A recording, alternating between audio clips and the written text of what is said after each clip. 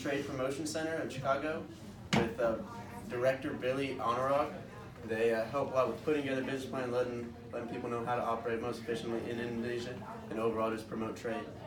Also, the Embassy of Indonesia with Ambassador Mahendra Siregar operates inside of Indonesia that really help get those travel visas because they are difficult to get for foreign countries.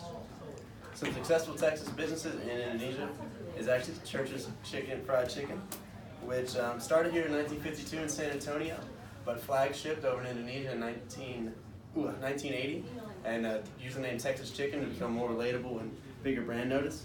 They actually turned out to be very successful, and they're planning to open 80 new stores coming this 2020. They also partner with BIA Advertising Services, which is an Indonesian work group that helps these businesses kind of run through and effectively operate with their markets. So that's why they also have Indonesian native Sonny Kristani as the CEO with his form of localization, so that way business can run more effectively and be more to the people as well of Indonesia, more relatable. Some programs that could help the Texas Construction Company would be the Partnership for Sustainability Program, which overall just helps sustainable practices and helps them operate as a business and be more effective as well. Also, the United States Commercial Service, will help with putting together business plans, working with visas, and making sure the company can run more efficiently. I'll pass it on, section 6. Expatriate source to me. Okay, so the last thing we're going to touch on is the expatriate resources. I think I said that wrong, expatriate. So we're going to talk about the cost of living.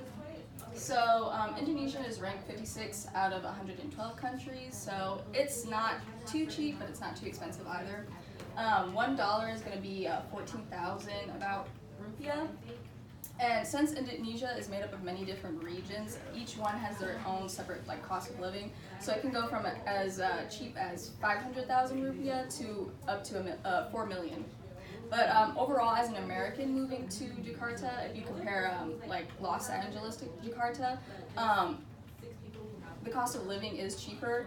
So this would allow our company to pay our expatriates lower wages and provide them other benefits like private language lessons and cover things like housing and anything else, any other benefits we want to give them. So daily life, like I mentioned earlier, because Jakarta is so heavily populated, traffic is very bad. The climate is also a lot different. It's a tropical climate, so it's going to be very hot and humid. Some things that you want to consider for our employees is that getting a work visa is pretty much impossible for just